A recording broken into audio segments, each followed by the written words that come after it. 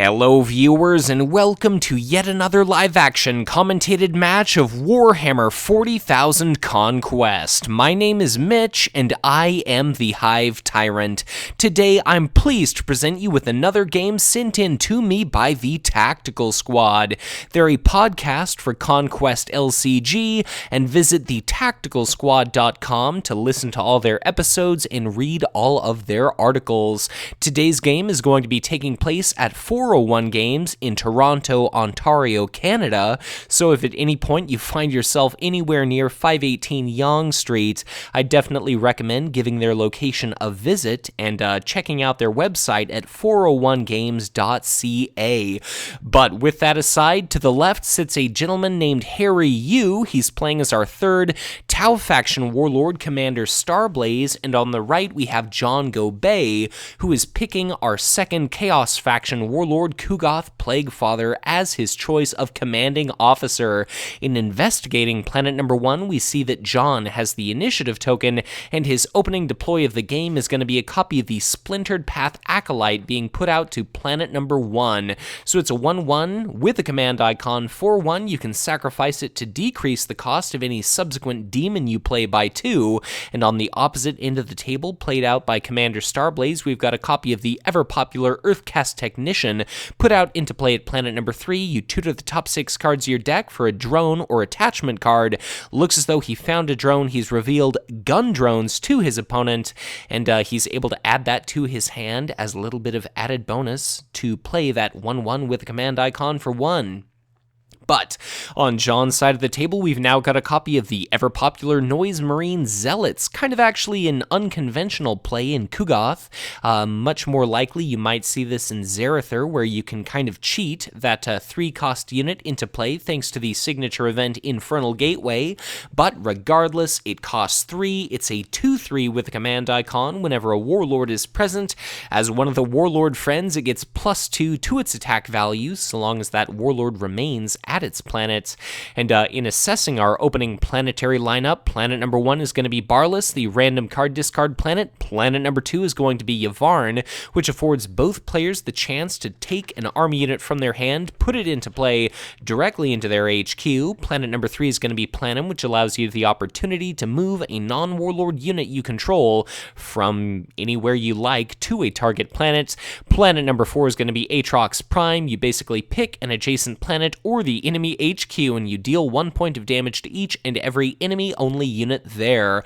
Planet number 5 is going to be Karnath, which is a bit of a wild card in that it allows you to trigger the planetary ability of any other planet in play.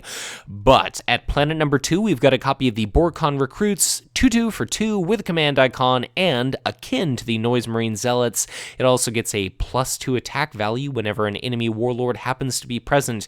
Very interesting, we see a copy of the 5-cost Chaos Demon Elite unit. Its cost was decreased down to 3 thanks to the sacrifice of that Splintered Path Acolyte, but that's going to be the 3-5 Gleeful Plague Beast positioned at planet number 2. Its 2 command icons are going to handily trump that Borkon Recruits.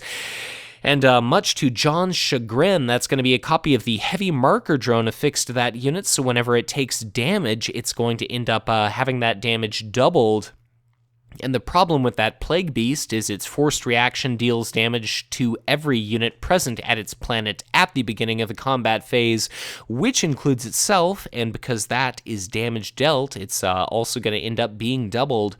But curiously, we see a copy of Promotion affixed to the Gleeful Plague Beast, and I'm not exactly sure what John was thinking by putting that into play. I can only imagine that was maybe a little bit of a deploy stall on his part, but let's see how Commander Starblaze chooses to respond. Commander Starblaze, of course, something to keep in mind is whenever Starblaze goes to a planet, you can pick an Astra Militarum faction army unit you control at an adjacent planet and pull that over to Starblaze's planet. Looks like that's a copy of Fireblade Kyvray touching down on planet number 4. That's the lieutenant-ish unit of the Tau from the core set. It's a 2/3 with 2 command icons for 3. Whenever you happen to discard a Tau faction card at that planet as a shield card, you add 1 to its value. But both of our players are going to decide where exactly they'd like to go. I can't envision Commander Starblaze attempting to triumph over Ku'gath at planet number 1. That Noise Marine Zealots, even though Starblaze would basically win initiative, they pack one hell of a punch at being able to swing for 4. Starblaze probably isn't going to be showing up to planet number 2 to fight the Gleeful Plague Beast, but it's possible. And then Starblaze could easily show up anywhere else. A lot of appetitive abilities on the line here. Looks as though Starblaze is going to try to kill off that Gleeful Plague Beast after all. 2 is going to be boosted up to 4, and of course if the Borkon recruits swing, 4 is going to potentially become 8.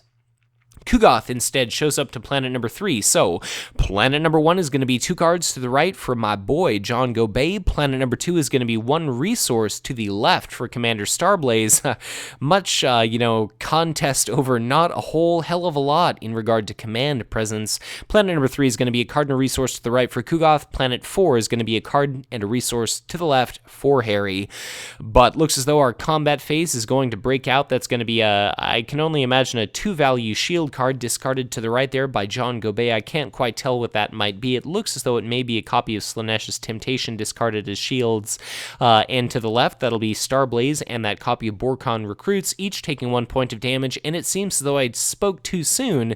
The Gleeful Plague Beast takes 2 points of damage, and therefore that must be a Splintered Path Acolyte sitting in John's discard pile, so my bad. The Noise Marine Zealots, entirely uncontested, managed to win at Barlas, and that's going to be a copy of gun drones discarded randomly thanks to Barlas. And if there's anything you can get out of your opponent's hand, the ambush platform eligible gun drones is definitely something you like to see. I think other contenders for the Tau might include effects like For the Tau Va. Suppressive Fire could be okay. But in any case, we're going to see Battle Erupt, and that's going to be that copy of the Gleeful Plague Beast destroyed. So John Gobeil, I hope you enjoyed investing all those cards and resources in that unit, because it is now gone. So I hope you got out of it what you were hoping to when you first played it. But that's going to be Commander Starblaze winning at Yvarn. Are both of our players going to decide to trigger that ability or not? I guess it's entirely up to Harry.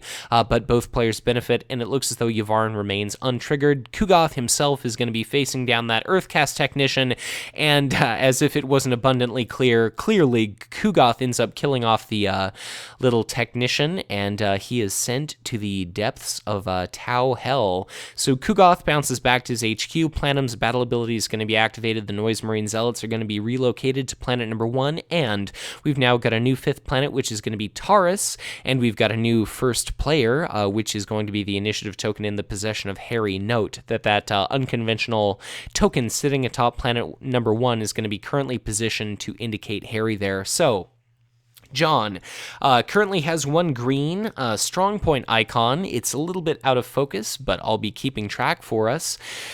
So he could potentially win the game as early as Planum if he's able to play extremely aggressively, but we'll have to see if that ends up working out for him or not. Fireblade Kyvray is a powerful defensive unit, but it's currently sitting outside of John's earliest possible victory condition, so that may not do a whole hell of a lot for our Tau faction player. Interestingly, that planet Taurus is going to be number 5, and note that Ku'gath's unit count is currently 2 relative to the Tau player's 4, and if you win a battle at that planet and you have fewer units, that's going to be 3 cards or 3 resources for you.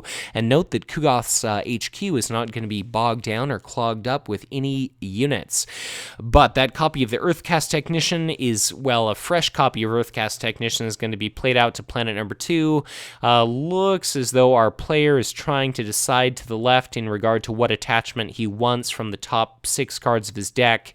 Looks as though he ultimately decided upon a copy of the Ion Rifle. He puts the remaining 5 on the bottom of his deck in the order of his choice. And now it's going to be bouncing back to John Gobeil.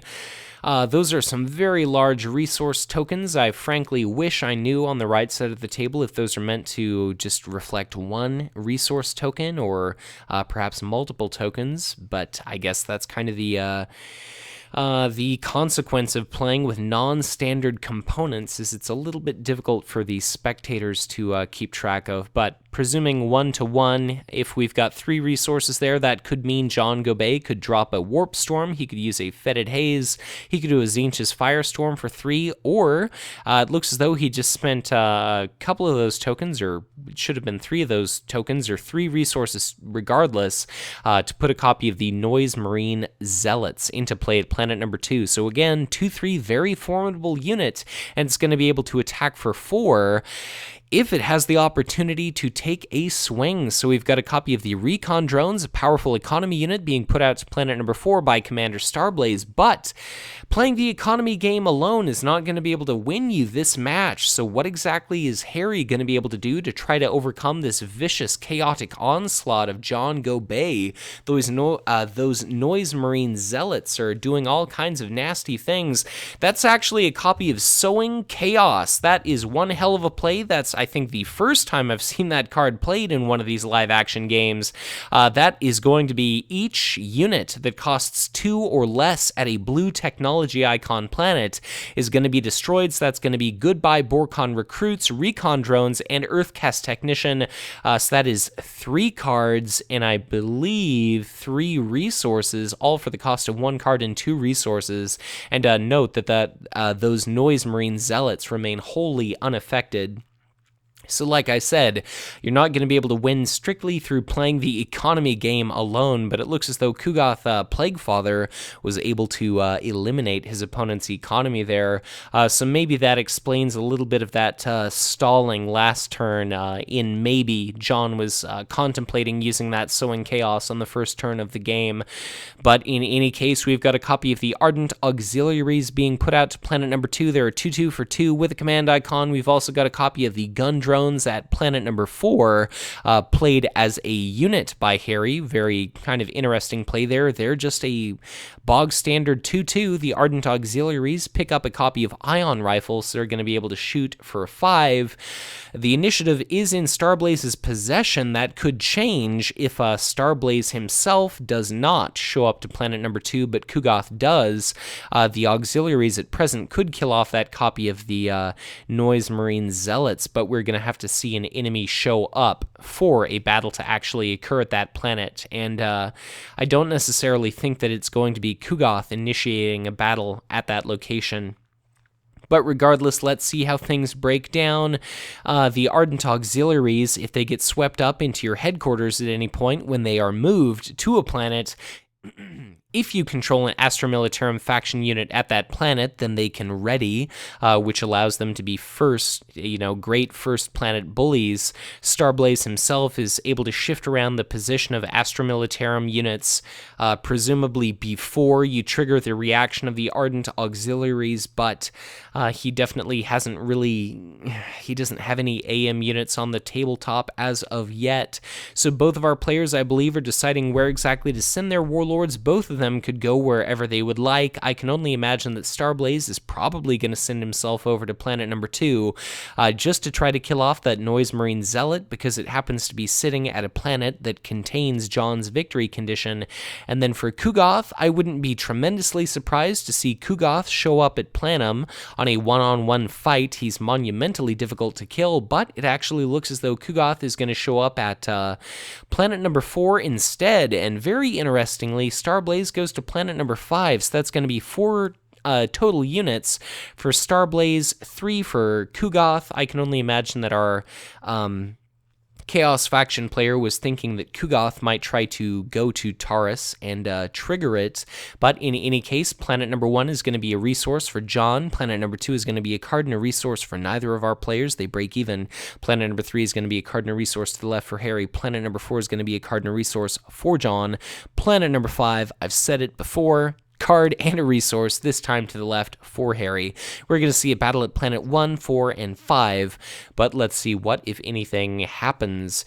In regard to tricks from our Tau player, there aren't any soldiers to leave play to put Elysian Assault teams into play. Interestingly, we've now got a copy of Vicious Bloodletter being put into play. That is going to be Yavharn activated, so both of our players have the opportunity to pick an army unit from their hand, put it into play directly into their HQ. John puts into play a 4/4 area effect 3 Vicious Bloodletter, whereas our Tau player is only able to put into play a 2/2 with a command icon. Note that both of those units are going to be showing up exhausted. But considering that Ku'gath himself showed up to planet number 4, he's potentially going to be able to kill off that enemy gun drones. He's going to be able to take some damage, make himself more valuable for future combats because he can trigger his reaction right away to move damage off of himself onto vulnerable enemy units. And what's even more valuable is since he's going to be fighting at Karnath here, he's going to be able to pick and choose any other planet on the board. It could be Taurus to win 3 cards or 3 resources, or it could be Planum for him to move his Vicious Bloodletter to planet number 1, and he'll have the initiative at that planet, and unless his opponent can do something like putting a powerful range unit into play, then Harry might end up just shit out of luck to try to beat that area effect 3 unit there. So looks as though very interesting kind of sequence of events. John Gobeil just demonstrating that he is quite the player, just a hell of a guy. He uses Planum to not do what I was expecting, but Karnath triggers Planum. Planum moves a copy of Noise Marine Zealots from his HQ, where it was ready, directly to Taurus. So Commander Starblaze is not just going to be able to retreat from that planet, but Starblaze is now facing down a 4/3 enemy unit. And, God, if Starblaze retreats, it looks like Starblaze has got 1, 2, 3, 4, 5 units in total relative to our Chaos players 4, and that is going to be Starblaze retreating, and Taurus is going to be won by John Gobeil. So congratulations to you, sir. Collect your 3 cards or 3 resources. Plays 4 days when your name is John Gobeil. So absolutely spectacular little series of events, and definitely a little bit of a learning moment for me. Because that was ridiculous. So very well done, John. I suppose he basically, gave up having a Noise Marine Zealot sitting at his victory condition planet, but he, exchanged it for activating Taurus, and depending on what he's got in hand, that could be just some incredibly powerful effect. I don't think we've, as of yet, seen John's choice of allied faction. I can only imagine it's going to be Dark Eldar, so he might be trying to get as many resources as is possible for effects like Archon's Terror and Incubus Warriors, Slith Mercenary, perhaps, things like that. But at present, it's going to be up to this last planet here. If Commander Starblaze is not going to be able to block off the opposition, then there's not going to be anything he can do to try to win this game. So if John can shore up planet number 1, he could potentially win this. We've now got a copy of Slaaneash's Temptation affixed to our new planet number 5, Eloith. The initiative token is currently residing in the possession of John, so he's going to get the option to attack first. Ku'gath is going to be able to touch down on planet number 1. He'll be able to presumably bring that copy of the Vicious Bloodletter with him. It'll be exhausted, but he will be able to take a shot. And let's see what Starblaze is going to do. If Starblaze shows up, he'll be bringing with him a copy of Gun Drones, which is a 2/1 unit. At present, he'll be bringing the Ardent Auxiliaries, but up until a moment ago, he didn't have an Astra Militarum faction unit, so it would have been remaining exhausted, but those Gun Drones are going to stay exhausted regardless. We've now got a copy of Recon Drones positioned at planet number 5. Looks as though we're wanting to make sure that our player is paying their resource premium mandated by that copy of Slaaneash's Temptation, so the Recon Drones are potentially going to mean 2 resources there for our player to the left, Harry, but the Sanctioned Psyker is currently residing at planet number 1. It's a 2 command icon unit. It might mean that Starblaze ends up winning command at that planet, but importantly, it's going to allow those auxiliaries to show up, and then ready, and we could also see that Sanctioned Psyker being used to fund a suppressive fire. It could be exhausted in order to exhaust an enemy unit. On John Gobeil's side of the table, he plays his far more combat-capable version of the Sanctioned Psyker. It's the 2-cost 2 command icon 3/1 Incubus Warrior. It basically indicates clearly that he's allied with Dark Eldar. In a very dangerous little effect, we've now got a copy of Gun Drones affixed to the Sanctioned Psyker, so that's now a 0/4 with area effect 2. And if ever there was a, Archon's Terror worthy target, it is now going to be that unit, if it was not that copy of the ion rifle wielding Ardent Auxiliaries before. And on John's side of the table, he's also got that Noise Marine Zealot, but he's got a fair few resources. What exactly is he going to be doing with those? He could do another Sowing Chaos, but then he'd kill his Incubus Warrior. He would, granted, kill the enemy Ardent Auxiliaries in the Sanctioned Psyker, but he'd also kill off his own Splintered Path Acolyte, and he's still got that copy of Noise Marine Zealots positioned at planet number 4, though that would not be affected by that, event, as it's not at a blue planet and it's not cost 2 or less. But we also happen to see a copy of Chaos Fanatics. They're 2 cost, 2 command icon, 1/2, currently positioned at planet number 2, so that they match the command icon value of Fireblade Kyvray there. And it looks as though we've now got a copy of, I believe it's a Void Pirate with a promotion masked in glare at planet number 5. So it's all potentially going to come down to this. What exactly is John going to be doing? So I would presume that he will send his Warlord to planet number 1 to try to kill off the enemy, and indeed he does do that. Starblaze goes to planet number 1, so it could potentially be the game coming down to this planet. What can Starblaze do to try to kill off the opposition?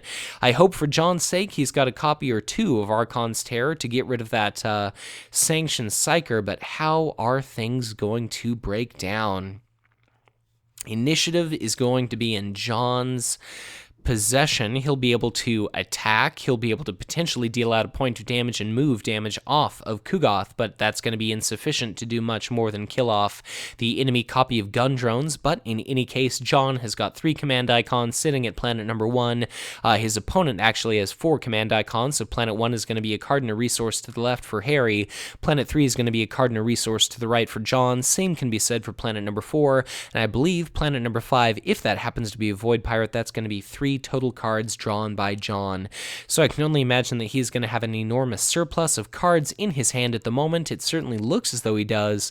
And in regard to resources, again, I'm at a bit of a loss for if these very large resource tokens are stacked or what exactly they count as for John.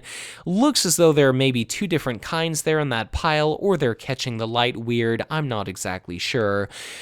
But our Chaos faction player is going to be able to swing first. He's got that Noise Marine Zealots that's going to be able to threaten 4. They could kill off the Sanctioned Psyker. They could definitely kill off that copy of the Ardent Auxiliaries with its 2 HP, unless we happen to see the Searing Burst Cannon discarded, Commander Starblaze's 3 shield value signature attachment. But we could also see a Bond of Brotherhood if Commander Starblaze has any resources left, which would give all Tau faction units plus 2 HP until the end of the phase, and all Astra Militarum faction units a +2 attack value. But how exactly is combat going to end up resolved? We see suppressive fire. So Commander Starblaze is exhausted to tap out the Noise Marine Zealots. Interesting that he would choose his Warlord as opposed to the Ardent Auxiliaries. And now that's going to be the Incubus Warrior, 3 attack value, taking a swing at the 5/2 Ardent Auxiliaries. They are killed, and now there's going to be an action window immediately prior to this Area Effect 2 volley.